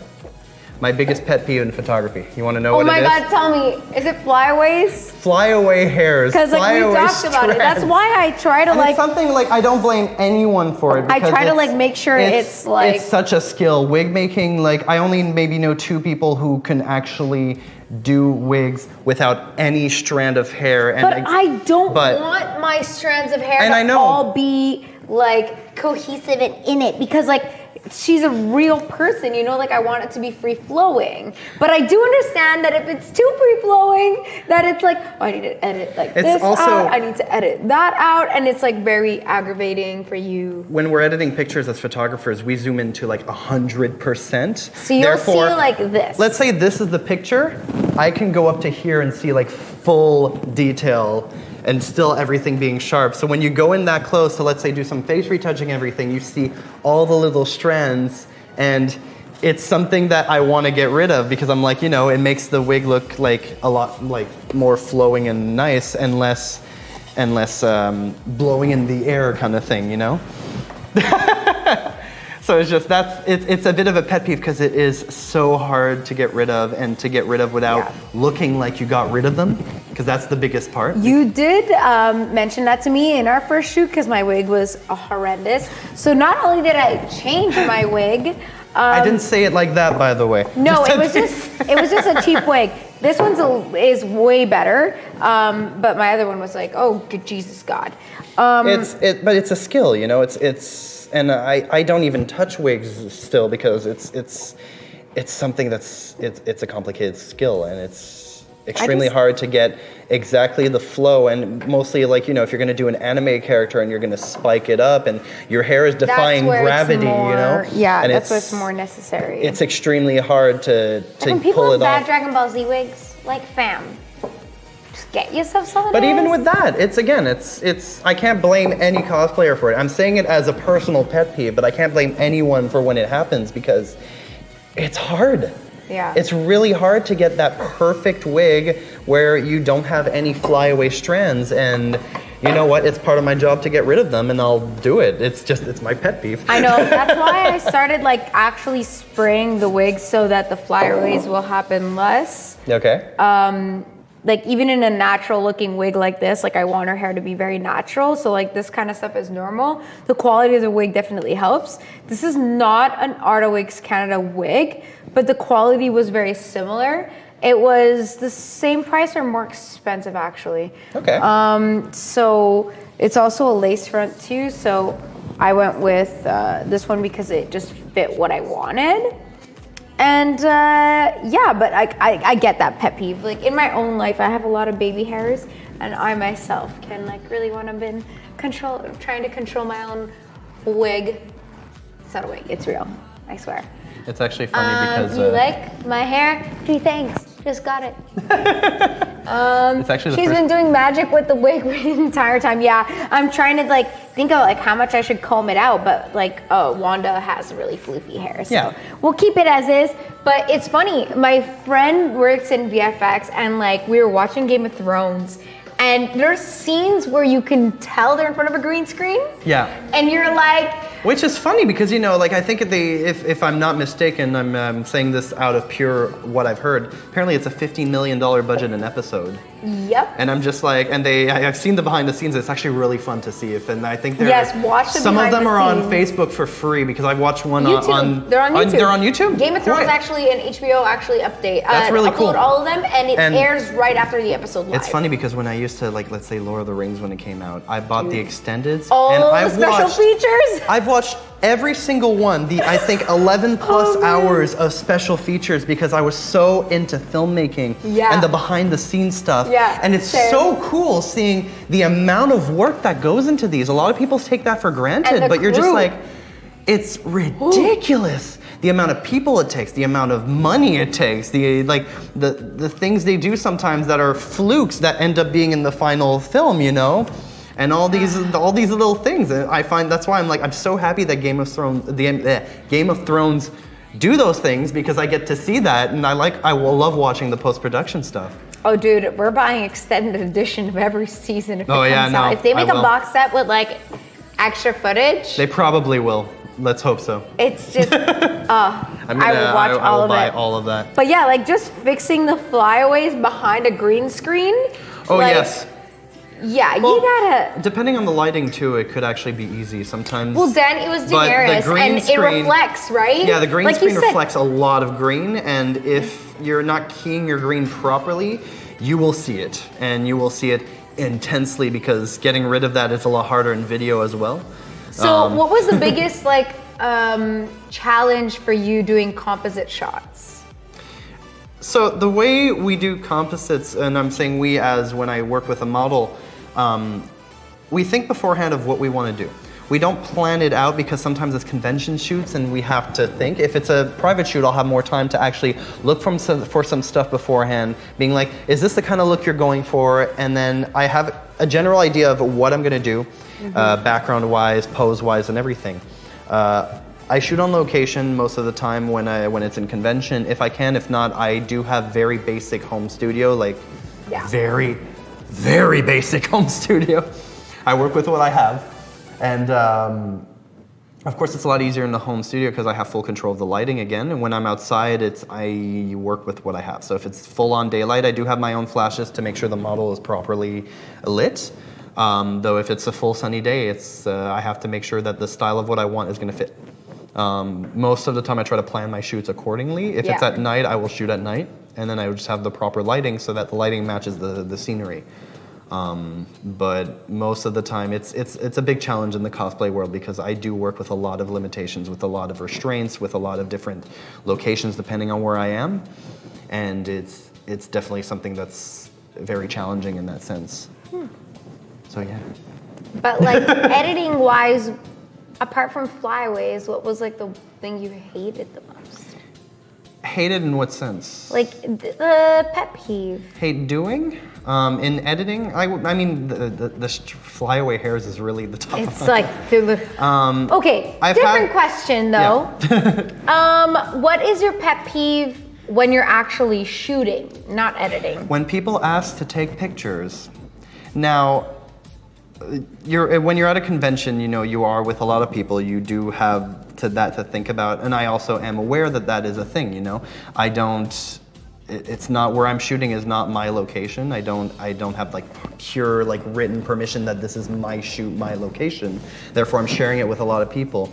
Though I also feel like there is an unspoken etiquette where, you know, if you see someone doing a shoot, you let them do their shoot because they either they requested it or they flat out paid for it. And most of the time in conventions, we are under time limit. So what I do is when someone comes by and starts taking pictures, if they didn't ask, I tell them to shut off because that's rude. Yep. If they did ask, I look at the model and I either let her answer or I read her body language. I'm saying her because I shoot a lot, mostly with women because there's not many guys in the cosplay world. There's not many guys that want to shoot with me for some reason. Michael, have you seen yourself? But yeah, so I look at the model and I always look like, are you okay with this? And I always make sure that if they do take the picture that it's quick because we, again, are under time limit. Yeah. Yeah. Cool, so the cosplay giveaway is closed. Who's gonna win? Vicki, Bunny Angel, and Theorem Productions? I used to be a drummer. I can tell. It's Mokumo! Woohoo! 418. Congratulations. So DM us with your info and we will shoot you over the print of the lovely Vicki Buddy Angel. It's a nice big one too, so. It's a nice big one. Fun fact, we did an expo, me and my roommate Marty B Photography, we did an expo in October and that's an actual shot from the expo. There is only one of them, so you now own a part of the expo. Oh! It's a part of history. Yeah. Very cool. Very yeah. cool. Oh man, do I This is fun, guys. This is fun. I'm having a lot of fun. I love it so much. I also like to do this thing. It's called cosplay. I love it. Oh man. Someone give me wine. I mean, you have... I drink and I know things. Yeah. That's a good quote. It is a good quote. Oh man. Oh, there's so many, I could talk for ages and ages and ages about cosplay photography. There's so many things I love about it and there's so many like, it's just like, oh no, I don't mind at all, Mo, if I can't read the whole thing, but I'm guessing it's, I'll try to have Vicki sign it. Oh, I don't mind at all, go for it. She will definitely do it. It's yours now. Tell her you got it from Cosplay Cave. Yeah. No, there's so many cool things about cosplay. There's so many, and it's such a cool, it's still, even though it's become very, very big, it's still incredibly niche in its sense, but I've met some of my favorite people today through the cosplay world, and I feel like I've grown a lot more as a person ever since I've gotten into this community, and it's just so full of talent in every sense, in the photography sense, in the cosplay sense, and there's so much problem solving in a way, like, you know, you're trying to do something in the sense that you want it to look like metal armor. It's how you're going to do that without actually making metal armor kind of thing. Yeah. And in my case too, is if I am shooting something that maybe doesn't look like metal armor but needs to be, how am I going to do in the editing to accentuate what they've done to make it like really pop out in the sense of like you are this character, you are in this scene, you are in this location, and it's just so freaking great. Yeah, that's why like con hall shots kind of thing lost their appeal to me. Ian Chip, you are so nice. Theorem Thank is you one so of the much. best in the biz. Hearts. Hearts. Skills. Thank you so much. That's why like experience and like editing skills like really does a lot. It's a lot of practice. It's a lot. I mean, I have been doing this for a while. I'm definitely not the best photographer, as much as I love your comment. There's so many awesome photographers out there. If you guys are into someone's work, like don't be afraid to message them and either talk to them about their work or try to work with them and everything. There's so much talent, and I've recently been I've been looking into the European scene a lot recently because I feel like they're on such a level that is unseen so far, and I'm just like, I'm really into it. And I mean, I have friends in Europe as well, and I want to start maybe working on that sense and trying to get some shoots with some of those cosplayers. You want to go to Europe? Of course. I mean, like go to a convention in Europe? I want to. That's actually something I would like to do, and I would actually do full-on bookings and pictures there, and I would try new things out. Like there's this great convention which I've always wanted to do. It's called Pixelmania. Gotta go. Amazing show as usual. Bye, Rosie. Bye, Marco. Bye. Thank you guys for coming. Thank you for joining us. Bye. And it's just, this is a full-on cosplay photography convention.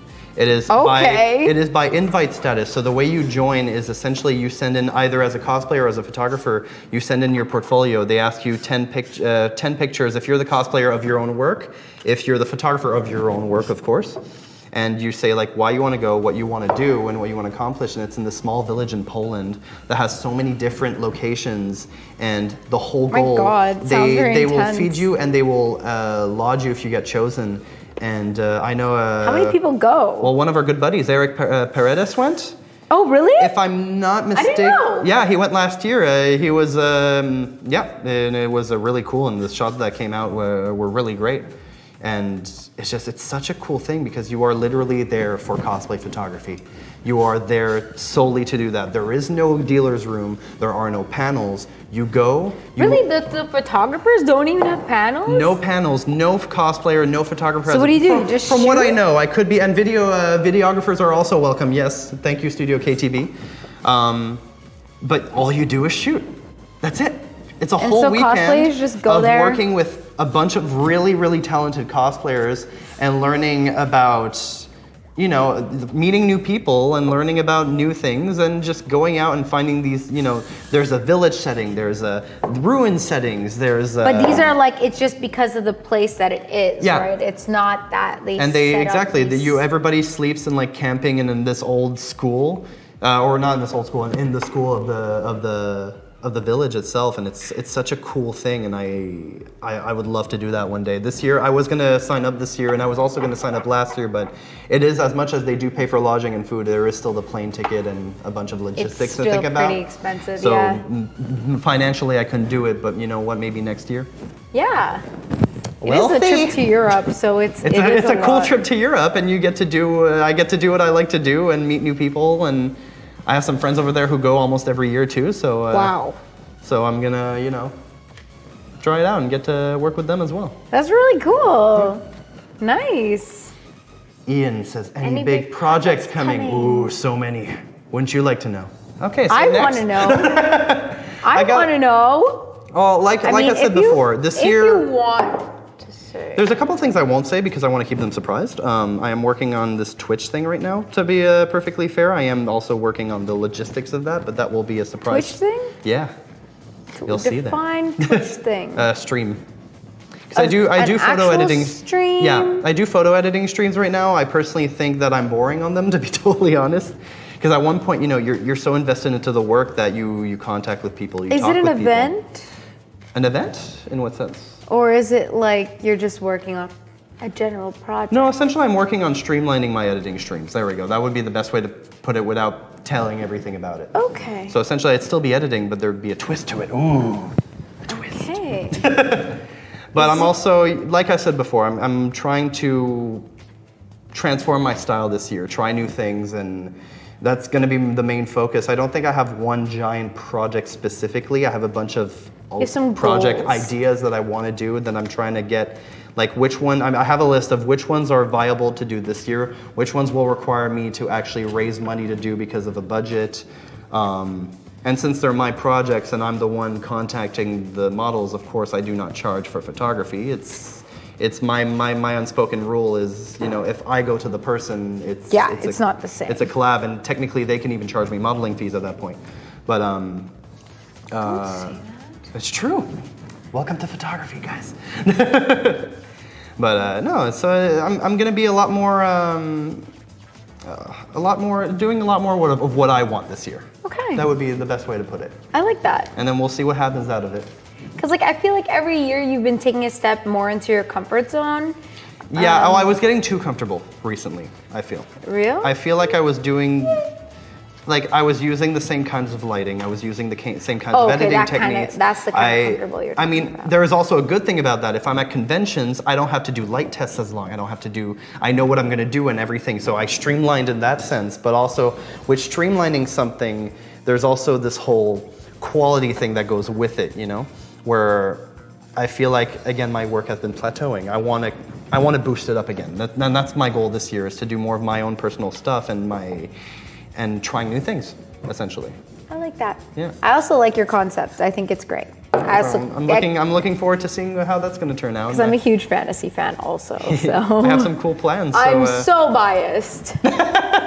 I'm so biased. But It's looking good.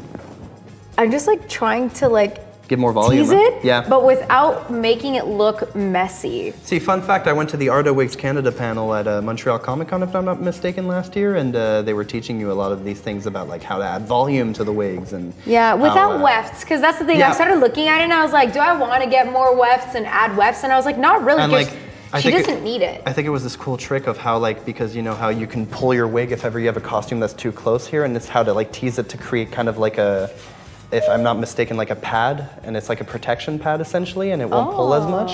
It was there was these cool things I saw at that panel. Like, hey, if you guys tidbits. ever have a chance to see the Arda Wigs Canada panels at any convention, like 100% go for it. The wig rescue panel was also that was something. Oh my goodness. It's also like looking way more voluminous. Yeah. But I need to keep in mind that this is gonna end up being basically, essentially like this. It's gonna cover this, which is why I pulled it back at the beginning, because her hairline is super clear, and that side will basically go up like that. That'll be cut more or less like that. And so it'll end up just covering the widow's peak All right. and pulling back. So the biggest volume I need is probably here, and then in the back to go along with it. But adding wefts would just be too dramatic. I can, depending on how much drama I want, but we'll see. Ian Chip asks, do you have a Patreon? No, I do not. Because you make your money from your shoots, right? It's also, do you I have a Patreon? have a Patreon? No, I don't. Cosplay is more of a hobby for me. Whenever I set goals on my streams or accept tips, it's mostly with a goal in mind of like what cosplay I'm completing at the time. So now any of my like goals, so let's say on my personal Twitch, so Rosie Stormborn, or if you donate to my coffee, I'm making 2 cosplays right now. So Scarlet Witch, I pretty much have almost everything for. I'm also working on Electra, which I've mentioned as well.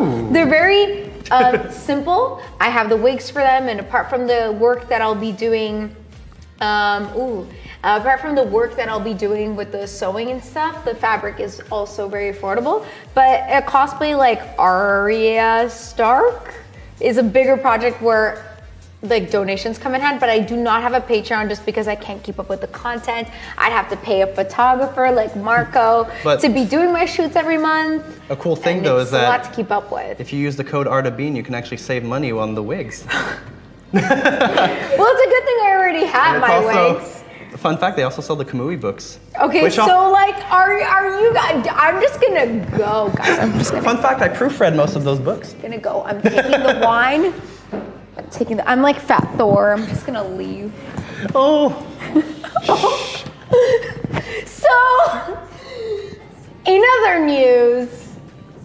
Have you seen that whole subscribe to PewDiePie meme? It's not a meme anymore. Nope, don't do it. Yeah, guys, no bueno. No, do it. So I know I said it last week, and that's where it began and ended.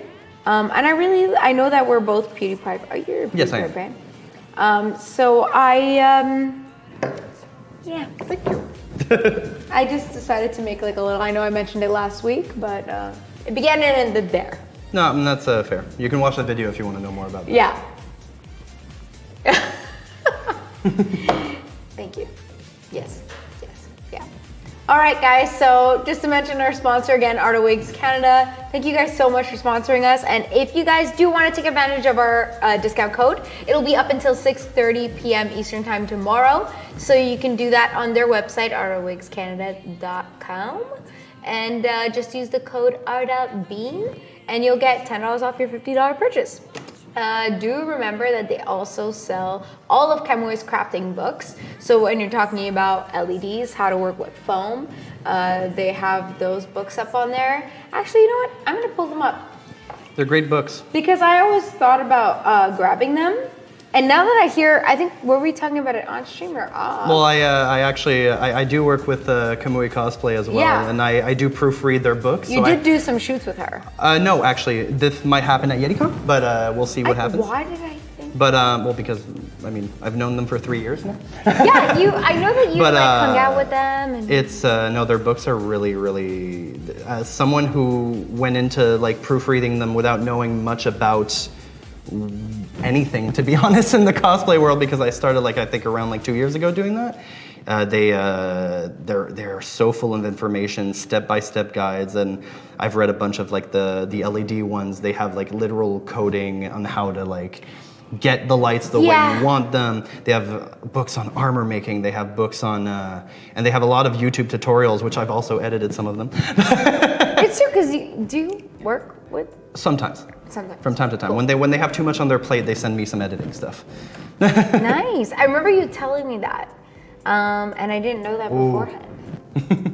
So yeah, no, get those books if you can, guys. If you want to learn anything about cosplay making, definitely recommend them. Yeah, I'm just gonna check out which ones they have. I just want to. From personal memory, I could already tell you that they have 2 on armor making, they have a basic and advanced one, they have 2 on painting, they have 2 on LEDs, and again, basic and advanced. They've also have a cosplay sewing. I'm trying to remember the last one.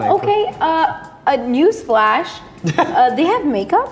They do. They do. They have mirror on. Well, I just learned something today. So they actually sell liquid latex, which is super practical if you're trying to add like prosthetics to your face for certain cosplays as well. I actually ran out for my ears, so I might actually get some.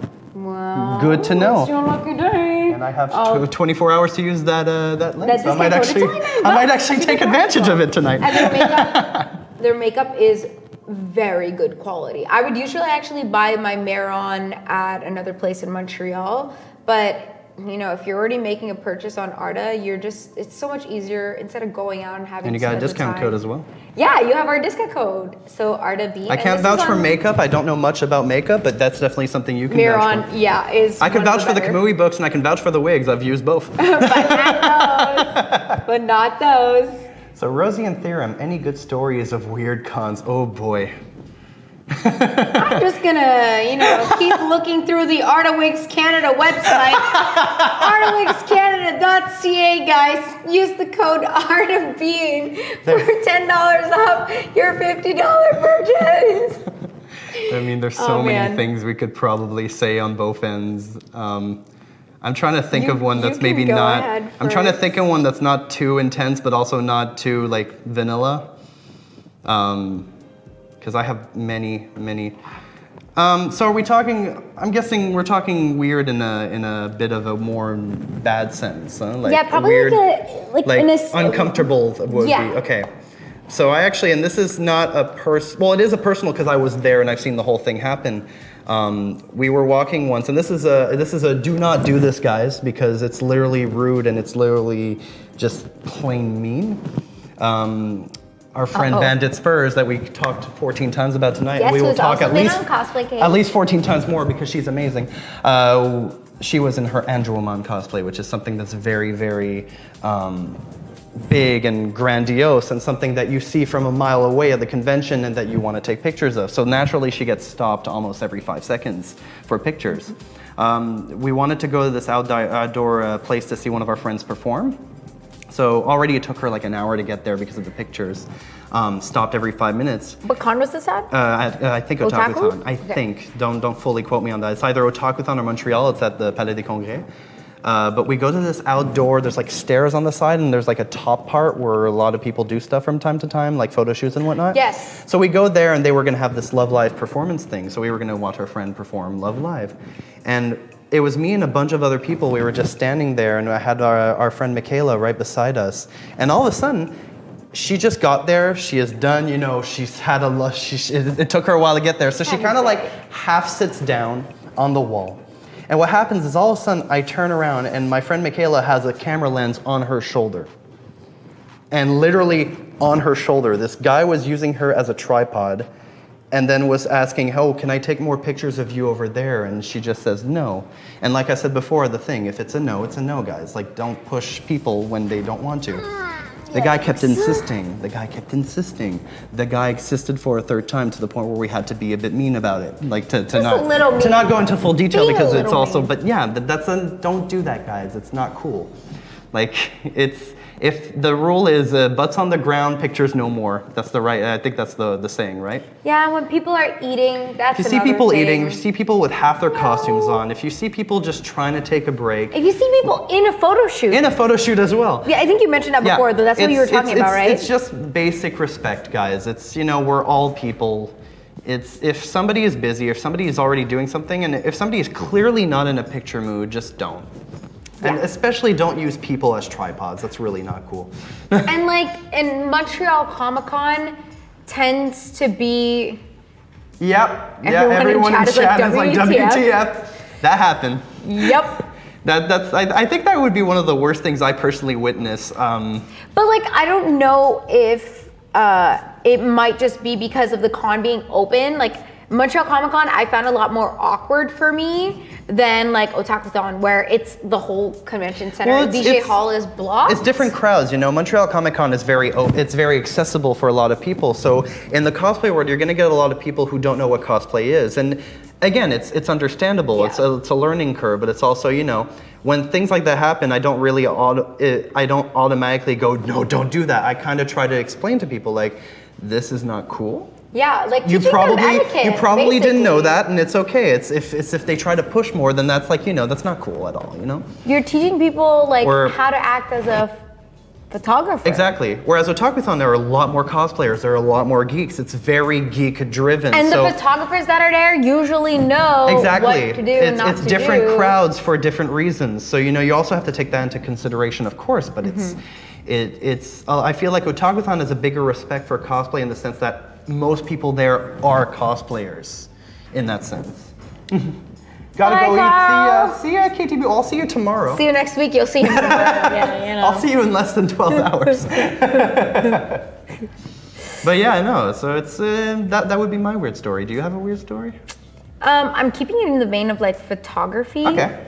I did have an experience at a convention once, and this person did end up getting flagged. Okay. As like put on as a warning, like social media banded around him really well. This is gonna be a bad story. I was with a photographer who was a friend of mine, not a weirdo, and we were just walking around the convention, and someone else came up to me and was like, "Hey, can I take a photo of you?" And I was like, "Oh, sure, like why not?" And my friend is just there with his camera, and he's like, you know, not really saying anything. I couldn't really read his body language. Okay. And I was like, yeah, this guy does look a little socially awkward, but you know, he's just a nice guy. Totally gullible, Rosie. And as soon as I like went next to him to take the photo, this is the guy. he just totally spider arms me Oh god. around the waist. Like he put his arm around me, around my waist, and went like, That and is I was not like, cool. oh That my is not God. cool. And my friend with the camera is just like, snaps a photo, and I'm like, okay. Like my instant reaction was just like, okay, bye. I was like, at first I was like, how about no? Yeah, and I no. ripped his arm off, and then took the photo, and I was like, okay, bye. And then he tried to kiss me. And Oh, I that was is like- a big no, guys. I was like, that is a don't. like literally, just he don't. came into my face, and I was like, whoa. No. Like straight up hand in the face. I was like, what the? Oh, good. Because like, no, you don't. Just don't. It's okay, guys. I'm sorry, Hortense. I'm sorry, Hortense. But yeah, so I handed a face, and then when he ran off, my photographer friend was like, I tried to warn you. I was like, what do you mean? And he's like, well, that's like, I wasn't sure if it was him, but like I saw the description of him going around on social media. And Oh, I think I've seen this actually. Okay. it was at Toronto Comic Con or at Fan Expo. I'm Okay, not in that sure. case, no, I did not. No, I'm not, yeah. I don't know what's going on in the Toronto scene, but. Yeah, so that was there, and that happened. But it was really cool to see how like cosplayers do have other cosplayers back. When it comes Yeah. to an awkward experience like that, when it happens, they're very clear to like get that experience out on the table, and that happens with like random guys at conventions asking for your photo, and photographers who tend to like mask themselves. Sorry, guys with cameras Yeah. who tend to Thank mask you. themselves as photographers to gain trust of younger women to then exploit younger naive cosplayers into doing shoots with them that might just be out of their comfort zones and putting them in just very difficult situations. I'm glad we're bringing this up because Marco is a close friend of mine, but he's also a professional. Like these kinds of people you need to be able to like spot in a crowd, and especially in the cosplay world, there's a lot of young girls in our. Can I get permission to kiss Marco next time I see? We'll talk later. Yeah, at least ask. God. But it's just it's. Yeah, no, I it's always definitely try- an issue. I always try to make a safe environment. Now, of course, if you're at a convention, a lot of things are out of my control. I always try to look, and this is also why I have an assistant, not just to help me out, but to also help me look, because sometimes I'm so focused on the picture that I can't see these things happen, because these things, like it's sad to say, have happened during some of our shoots. It's I've seen that happen. A lot of people with, just like, strangers? not to that extent, but to the point Yeah. where like the person was just being way too insisting when we're trying to do our work. Sure. When some people have paid for these photos, and at one point I have to take the professional part and the okay, no, you're getting out now, dude. That's Yeah. not cool. But it's also happened on the other side. I've had women do the same thing, What do you mean? like go towards the guys. Like you're shooting with a guy? Yeah, because I And have the shot with women are guys. I just like- don't do it that often. But like it's. And they're like, oh my God. It goes both ways, but it's also, it's not cool no matter what, It's not something you do. People are people, and this like, is something yikes. people just need, I'm gonna say it for a third time, people need to realize that we're all people, no matter if you're a cosplayer, no matter what. And the whole, oh, well, they're in costume, they should expect it, is a stupid argument, because Yeah. that's No. not how life works, guys. Cosplay is not consent. Thank you. guys. That's what I forgot that phrase, but yes, cosplay is not consent. And it's like it's been a big issue for photographers as well because of that. You're caught in a situation where you're usually with the cosplayer when these. And it's hard because things sometimes you happen. don't see them happen right away. You don't understand right away Yes. what's going on, and it's when it's happening or a little bit right after that, you're like, oh, this just happened, kind of thing. But what I can say Yeah. about that is like, you're in a conventions. Conventions work really hard to make it a safe space. Mm-hmm. Having friends around is always a good thing. Yeah, try not no to matter go. who you are, just conventions are so much more fun with people. It's just a fun time to hang out with friends, dressing up, taking pictures, having fun, because that's what a convention is all for, guys. It's going out and having fun, and that if there's one thing we can say to pretty much remind us of that is that just do it for your own reasons. Of course, be safe, and always, in life in general, just check your surroundings. But it's just have fun. Yeah. And don't be a word. Don't be mean. Don't be stupid. There we go. Yeah. A jerk. A jerk. Thank you. Don't be a jerk. Thank you very much. Right? But yeah. You could say that, right? Correct. That's an okay. That's PG words. Yeah. Okay. Okay, like that would be in a Spider-Man movie, correct? That's how I judge my swear words. That's Would that be in a Spider-Man movie? Oh. Animated movie? All right, so I have Kamui's books. I'm just going to shout them out. So these are ones available on Artawakes Canada's website, so artawakescanada.ca. And remember, our code is only active until 6:30 p.m. tomorrow Eastern Standard Time. So that's Arta Bean. All right, so she has her cosplay book of sewing, her foam armor book, which is definitely like one to keep in there if you want to work with some foam. Her cosplay armor making, so she has 2 armor making books on the website. Advanced cosplay armor helmets and pauldrons, which is like most big armored characters will have those, especially like big medieval warrior kind of ones. Book of prop making, so that's probably just a general. That was the first book I bought, actually. Prop making book. Because I wanted to make props, so. You were like, this is what I really want, and then you can like sift through after that, like which ones you really want. In the end, I got all of them. So. Advanced cosplay prop making, creating guns and rifles. That's one that interests me. Like a lot of times, it's just with guns, I don't know where to start. So it's a lot of patterning in like which pieces you're cutting out first to actually make a gun. Then again, Kamui is another level. She wants functioning gun sometimes. So like it'll like Nerf dart kind of thing. Yeah. Just to clarify. So among other things, lights, her LED books are up on there. So these are all about $28. They're all $28 Canadian, which is super affordable. And if you have our discount code too, you can grab 2 of those and get $10 off. So Arta Bean, thank you so much Artawakes Canada again for the sponsorship, and be sure to use that before 6:30 p.m. tomorrow. All right, guys, so that brings us to the end of our episode. Thank you so much, Marco, for coming on. Time flew by so quickly. So if anyone wants to shoot with you, where should they reach you? Well, they can always send me a message either on my Instagram or on my Facebook page. It's all Theorem Productions. On Instagram, it's one word. And that's pretty much where you can find me and see everything I do. Dope, perfect. And don't forget, you can always follow my own page at Rosie Stormborn on Twitter, Facebook, my Twitch as well, and Instagram, obviously, where I post all my silly stories. Those are fun. Oh, yeah, those are fun. And interesting. Also, don't forget that our Beanduck family is going to be back on Monday, as per usual, with our lovely Exalted stream.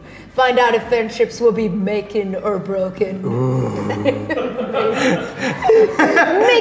making or broken. That will be the new quote so of the our day. Exalted stream on Monday at 7 p.m. Don't forget to follow our page, sub to our page as well to get our lovely ducky emotes. Platypus emotes. There are platypuses, Rosie. Jeez. They're so great. Thank you guys. Mokomo says this was nice. Thank you guys so much for being here. Everyone who's active in chat, we appreciate it so much. Thanks for your questions.